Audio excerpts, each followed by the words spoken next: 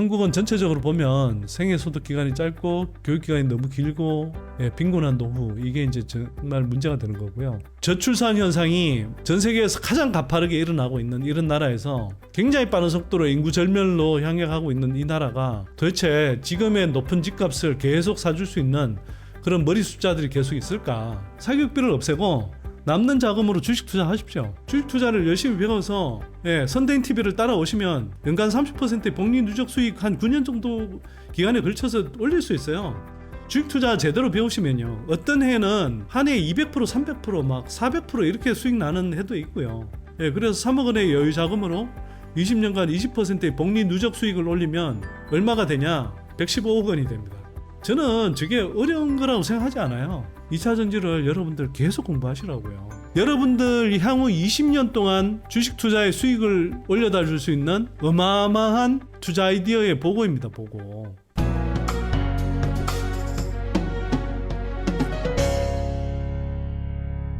(2차) 전지 투자로 자녀 교육비 마련하고 노후 대비하는 법 관련해서 말씀을 드릴 텐데요. 우리가 사전에 이야기 짧게 말씀드릴게요. 지난 시간에도 제가 좀 말씀드린 적이 있는데, 한국은 생애 소득 기간이 짧은 반면에 교육 기간이 너무 길고 그 다음에 빈곤한 노후가 문제입니다.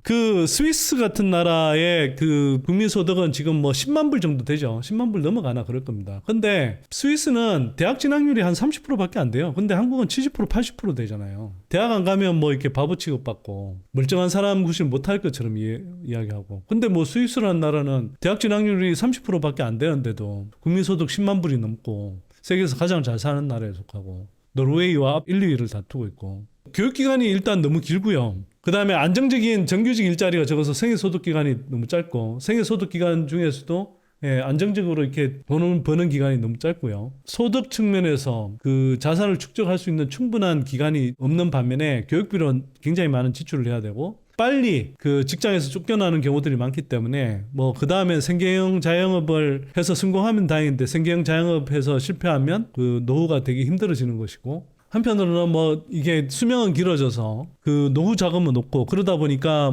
아파트 경비원, 청소에 주유소, 주유원 이런 이제 저임금 노동이 이제 종사하면서, 비정규직 노동에 종사하면서, 그러면서 이제 또 노후를 보내야 되는 경우들이 너무 많습니다. 한국은 전체적으로 보면 생애 소득 기간이 짧고 교육 기간이 너무 길고 빈곤한 노후, 이게 이제 정말 문제가 되는 거고요. 근데 이렇게 되는 핵심적인 이유가 뭐냐 하면, 제가 볼 때는 한국 가계가 이제 재정적인 측면에서 핵심적인 문제가 크게 두 가지인데, 현금 흐름 측면에서 보면요, 한국이 불필요하게 너무 긴 교육 기간 동안 너무 과도한 사교육비를 지출하는 게 문제예요. 제가 볼 때.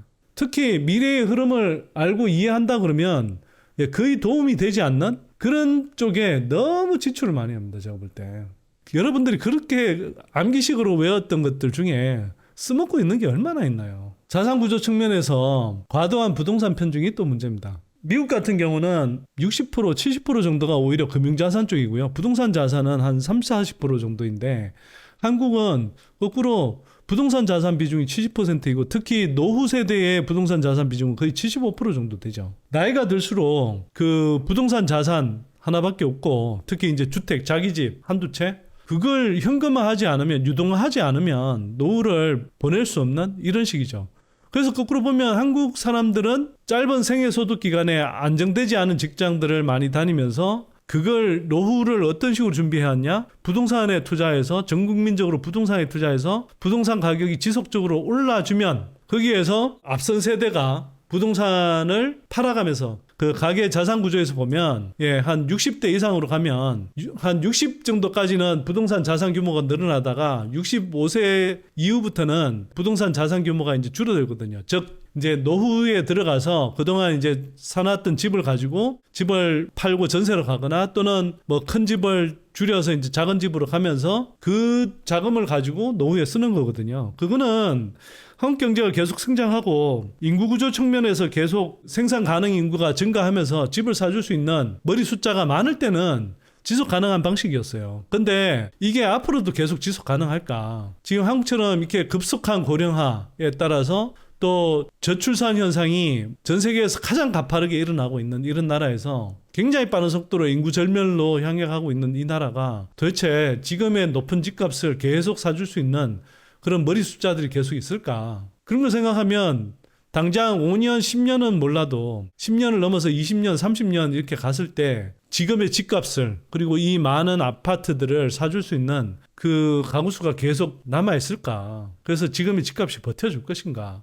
에 대해서 저는 강한 의문을 갖고 있고요. 그 인플레를 감안했을 때 2021년 무렵에 영끌족 부동산 버블이 일어났을 때 그때가 어쩌면 실질 가격 기준으로 즉 인플레를 감안한 가격, 실질 가격 기준으로는 어쩌면 역사적 고점에 가까운 가격이 될지도 모르겠다. 명목 가격은 모르겠지만 그런 생각이 사실 많이 듭니다.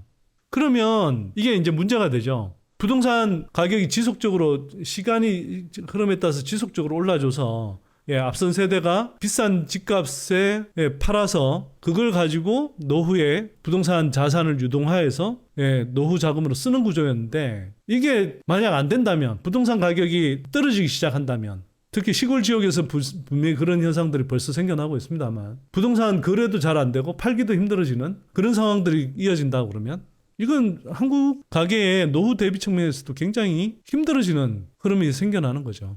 그래서 정리하면 미래 시대에 맞지 않는 낭비적인 교육비 지출, 그 다음에 노후 빈곤의 악순환으로 이어지게 돼 있다. 노후 빈곤이 심각해지면 그 자체로 그러면 사회적으로 그 빈곤한 사람들을 돕기 위한 복지 지출도 늘어나야 되고 사회 전체적으로 사회 부양 부담이 커지게 되는 거죠. 이게 전체 노령 인구를 그 부양하기 위해서 젊은 세대들이 한 사람당 이 노후 세대를 부양해야 되는 그 비율이 가면 갈수록 이렇게 가파르게 증가할 수밖에 없는데 여기에 대해서 기본적으로 그 노후 세대가 제대로 이제 노후 대비를 스스로 하지 못해서 그 사회 전체에 부담이 커진다 그러면 젊은 세대들은 갈수록 또 힘들어지겠죠. 자기네들도 힘들어 죽겠는데 사회 전체적으로 노후 세대를 부양해야 되고 그러자면 아이들 낳아서 키우는 것도 더 힘들어지겠죠. 그래서 젊은 세대의 이제 출산 기피 현상이 일어날 수밖에 없고 그 다음에 공동체의 지속 가능성이 이제 어려운 지경까지 가는 거죠. 이게 노후가 진행되면 될수록 우리가 이 노후 세대들이 부동산 자산 비중이 높으면 사회 전체적으로 자금이 자꾸 부동산에 고인단 말이에요. 이 자금들이 사실 부동산에서 흘러나와서 자꾸 생산 경제에 들어가서 돈이 돌고 돌아야 돈이 그래서 돌고 도는 거기 때문에 돈이잖아요. 그게 이제 생산 경제를 자극하는 자금은 주식시장에 들어와서 예를 들어서 기업들이 뭐 유상증자를 한다든지 해서 이렇게 자금을 조달하고 생산 설비 투자를 하고 그렇게 해서 일자리를 늘리고 그렇게 해서 국부가 증진되는 거 아닙니까? 우리 산업의 파이가 커지는 것이고 그리고 그렇게 투자한 사람들이 우리 가게들이 그 회사의 가치가 올라가고 주가가 올라가면 그걸 바탕으로 해서 노후를 또 대비할 수도 있는 거고 얼마나 선순환 구조예요. 근데 그게 부동산에 계속 고여 있어 보세요. 그게 그 어마어마한 돈들이 부동산에 고여서 일경이 한참 전에 넘어버린 그 부동산에 돈이 고여서 안 돌고 있으면 가뜩이나 급속한 고령화에 따라서 한국 경제의 활력이 떨어지는 시대에 한국 경제가 이게 성장하겠습니까 이게? 2차 전지 투자로 그러면 이제 자녀 교육비를 마련하고 노후 대비하는 방법에 대해서 한번 좀 이야기해 보겠습니다. 뭐 이렇게 이야기하면 여러분들 황당하게 느끼실지 모르겠어요. 사교육비를 없애고 남는 자금으로 주식 투자하십시오. 수도권에 일반 가정에서 그 사교육비로 웬만한 집안에서 많이 쓰는 게 100만 원에서 200만 원 이렇게 한다고 하더라고요. 뭐 중산층 집안에서 연간 뭐 한 중고등학교 시절에는 대략 한 200만 원씩 쓰는 걸로 저는 알고 있는데 그리고 통계에도 그렇게 나오고요. 사실 통계는 사교육비 통계가 조금 가소하게 좀 잡혀 있습니다. 실제로는 그보다 더 많을 텐데 어쨌거나 왜 9년이냐면 중고등학교 6년에 초등학교 그 3년 이 정도를 그 정도 사교육비 쓸 걸 안 쓴다라고 이제 가정을 하는 겁니다. 여러분들이 자녀들 왜 교육시키는데요? 뭐 자녀가 혹시라도 좀 좋은 안정된 직장 잡고 또는 뭐 자기가 하고 싶은 일을 할 수 있도록 뭐 하기 위해서 그 돈을 쓴다는 거 아닙니까? 자금이 넉넉한 집안에서야 그 사교육비가 대수롭지 않겠죠. 그러나 일반적인 뭐 중산층 서민 가정에서는 작은 돈이 아니잖아요, 사실은. 주식 투자를 열심히 배워서 선대인 TV를 따라오시면 연간 30%의 복리 누적 수익 한 9년 정도 기간에 걸쳐서 올릴 수 있어요. 제가 연간 평균 30%의 복리 누적 수익이라고 말씀을 드리는데 주식 투자 제대로 배우시면요. 어떤 해는 한 해에 200%, 300%, 막 400% 이렇게 수익 나는 해도 있고요. 안 나는 해도 뭐 마이너스 10%, 20% 이 정도에서 막을 수 있습니다, 충분히. 어떤 해는 뭐 100%, 200% 수익 났다가 어떤 해는 마이너스 뭐 10% 난다 하더라도 9년 동안 이렇게 하면요. 사실은 연간 30%가 아니라 연간 40% 50%의 복리 누적 수익을 올릴 수도 있습니다. 좀 잘하시는 분들은. 주식 투자를 해서 복리 누적 수익을 올리시면 자녀들 대학 들어갈 때 그걸 뭐 대학 등록금으로 쓸 수도 있고, 자녀 대학 다니고 나서 뭐 아이가 유학을 가고 싶다. 그럼 유학을 보내줄 수도 있는 거고요. 또는 뭐 꼭 유학이 아니더라도 조금 더 배움의 기간을 갖고 싶다. 사회 경험의 기간을 갖고 싶다. 돈 벌지 않고 그런 기간을 좀 갖고 싶다. 그러면 여러분들이 느긋한 마음으로 지원해 줄 수 있잖아요. 이제 그러면 또 이렇게 물으실 수 있겠죠. 아, 사교육비 안 써서 우리 애가 뭐 좋은 대학 못 가면 어떡하냐. 그건 여러분들의 선택인데요. 사교육비 뭐 쓴다고 해서 뭐 대단히 좋은 학교 간다고 생각하지 않지만, 스사 그렇게 간다고 해서 그걸로 뭐 아이의 미래가 보장된다? 저는 그렇게 생각하지 않습니다. 우리가 기존에 창의적인 일이라고 생각했던 뭐 그런 일들까지 다 인공지능이 대체해갈 시대에 무슨 뭐 대학 교육 그거 대학교 조금 좋은 데 나왔다고 그 평생 뭐 보장되는 직장이 어디 있겠습니까 지금. 앞으로 가면 갈수록 기업의 평균적인 수명이 줄어드는데요. 예를 들어서 S&P 500 기준으로 1960년대 기업의 평균 수명이 60년이었어요.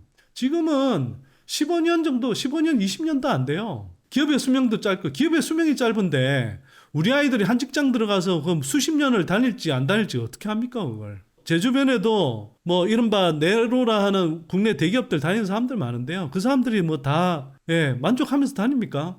마지못해 다니는 경우도 많고, 다니면서도 이래저래 치이고 직장 생활에 치이고 스트레스 받고 정말 뭐 야근 밥 먹듯이 하는 경우도 많고. 자녀들 그렇게 키우는 게 그렇게 좋으십니까 그게?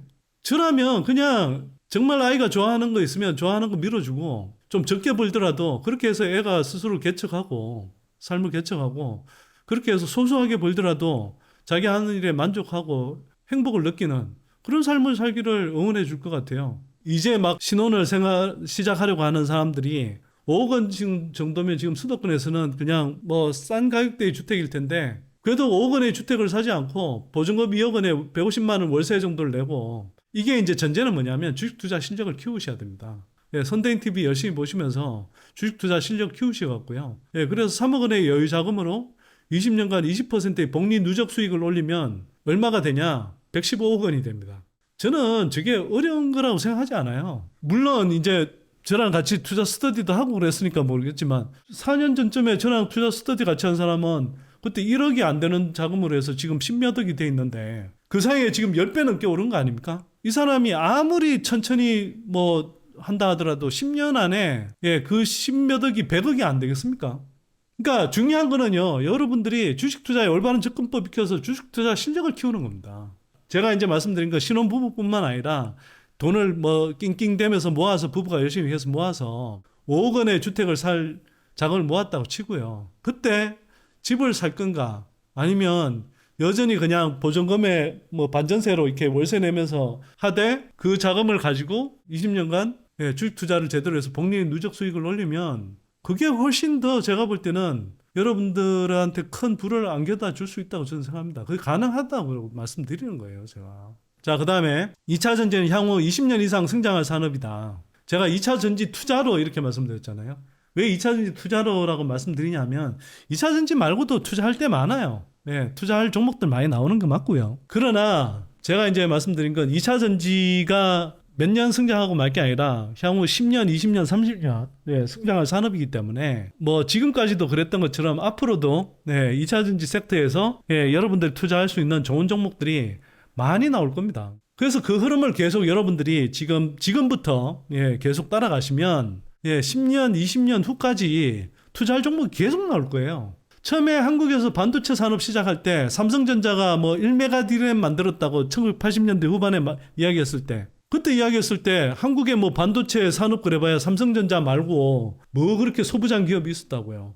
근데 삼성전자가 성장하고 또 현대반도체가 이름 바꿔서 나중에 SK하이닉스로 이제 지속적으로 성장하면서, 거기에 그 납품하는 소부장 업체들 성장하면서, 그 소부장 업체들 중에 여러분들 한번 찾아보세요. 주가가 그 사이에 10배, 20배, 30배 오른 종목들 많습니다.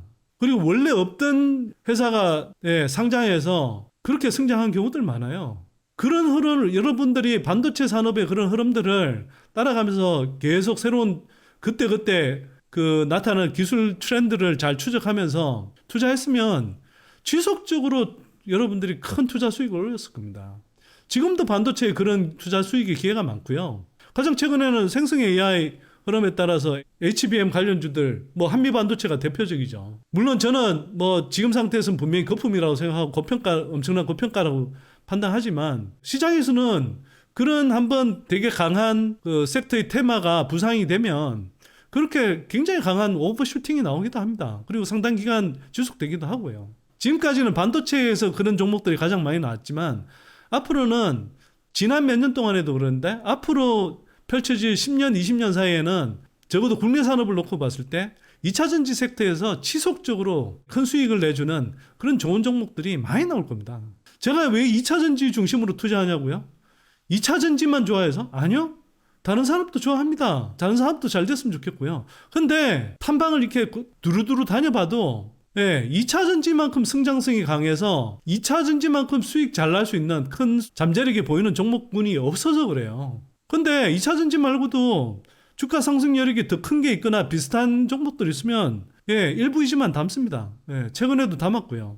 그래서 여러분들이 2차 전지 밸류 체인을 계속 공부하시고요. 그렇다 보면 이때는 어떤 종목을 투자하면 좋겠다 이런 게 보여요. 그리고 그 회사들을 계속 추적하다 보면 전액 밸류 체인을 따라 들어가면 전해질염 첨가제도 있고 전해질염에 원재료 공급하는 또 회사가 또 있고 이런 밸류 체인들 공부하다 보면 투자할 종목들이 계속 나와요. 지난해 양재 오를 동안 전액하고 동박은 오히려 계속 조정받았거든요. 그랬더니 올해 전액하고 동박은 또 가는 거 아닙니까? 큰 흐름에서 보면 그렇다는 거예요. 물론 전액 같은 게 IRA 수혜를 받아서 실적 증가라든지 주가 상승의 폭이 그 일반적인 경우보다 훨씬 크긴 하지만 그런 식으로 여러분들께서 계속 관심 갖고 가시다 보면 투자할 수 있는 종목들 계속 나온다. 4680 원통형 배터리 이슈가 이제 뭐 8월 되면은 시작되지 않겠습니까? LG엔솔이 이제 원통형 배터리 생산했다고 하면 그 테마가 불 거 아니에요. 그러면 당연히 원통형 배터리 밸류체인에 속해 있는 기업들 주가가 들썩거릴 수 있죠.